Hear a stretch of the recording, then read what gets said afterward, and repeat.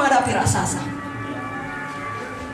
Tadi dia punya iman yang berani, dia punya iman yang tekun.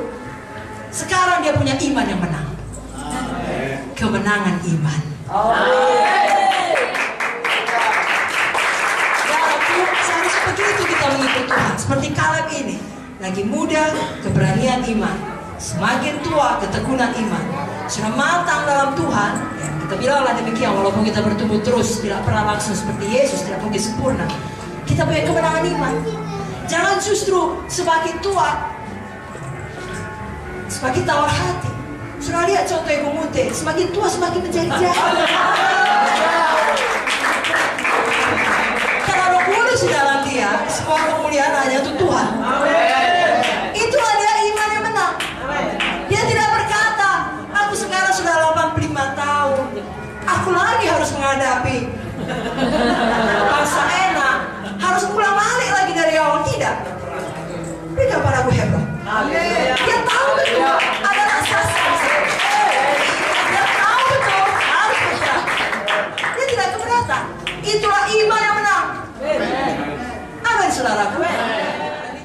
Harus punya iman yang berani, iman yang tekun, iman yang menang. Saudara sudah dengarkan tadi bagi hamba-hamba Tuhan bagaimana peristiwa ketika penembakan dan pemboman tersebut. Saudaraku, kerap kali kalau kita tidak mengalami secara langsung, kita hanya bisa membayangkannya.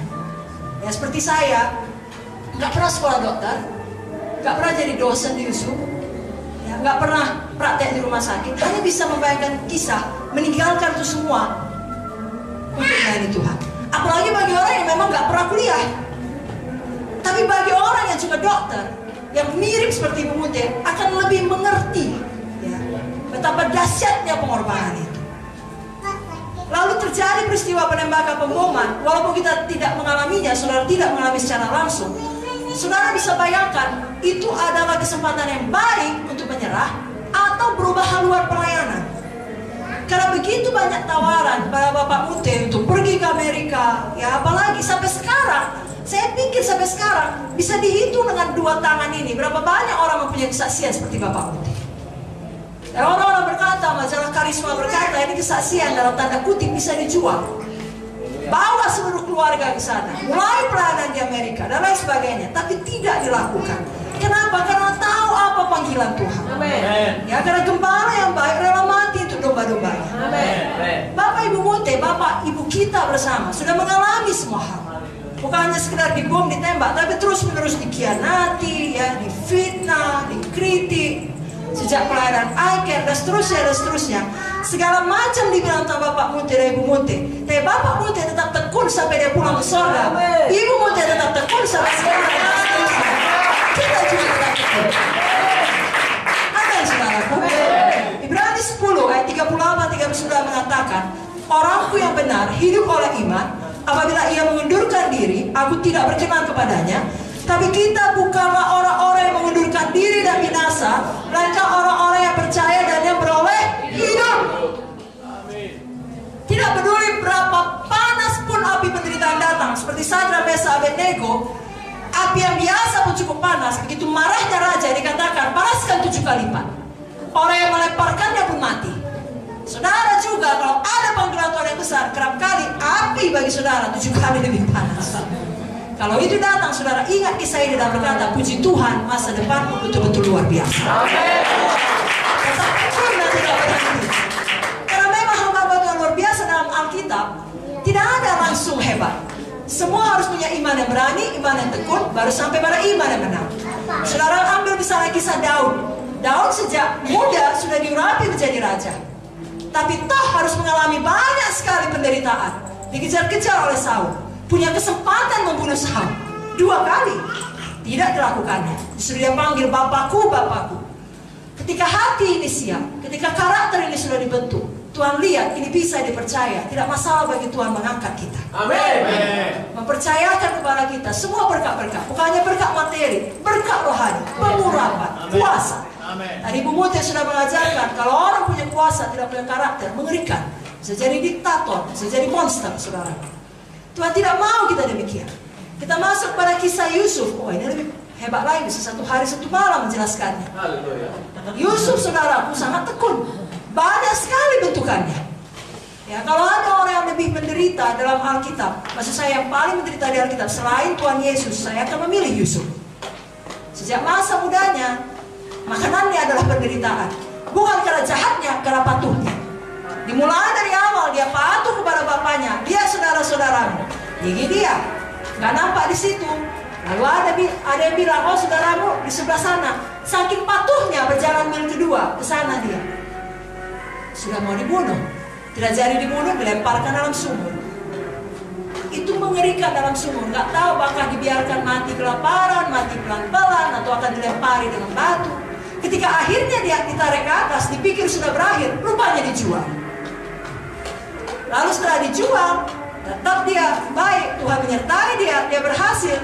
Nampaknya semua akan berjalan lancar. Tiba-tiba datang Mama Poti.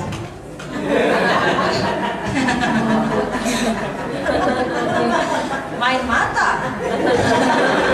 Abang Yusuf. Lalu Yusuf mempertahankan integritasnya, kekudusannya.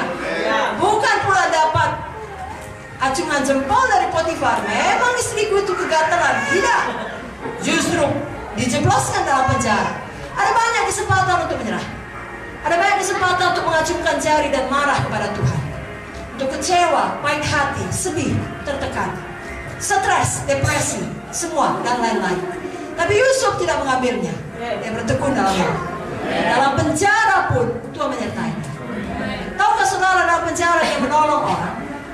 Lalu kemudian dia minta tolong dengan terus terang. Ingatlah perkara. Dan Alkitab menuliskan 2 tahun lamanya dia dilupakan. Pernahkah saudara seperti itu? Ada orang saudara tolong, gak hanya harus saudara tolong. Tapi karena hati saudara sudah sensitif, sudah banyak dibentuk Tuhan oleh penderitaan yang saudara alami, gak pun orang minta tolong, saudara tolong dia. Kalau saudara tahu dia punya kesempatan untuk menolong saudara juga, maka saudara merendahkan hati memohon kepadanya, tak diingatnya saudara, dilupakannya saudara. Itulah yang dialami Yusuf. Tapi lagi-lagi Tuhan tidak pernah meninggalkan kita. Pada waktunya Tuhan. Bagi Tuhan mudah saja membalikkan semua situasi kehidupan kita. Karena dunia ini pun dia ciptakan dengan firman saja. Apalagi semua situasi kita sesulit apapun, seperti membalikkan tangan, akan bahkan lebih mudah daripada itu.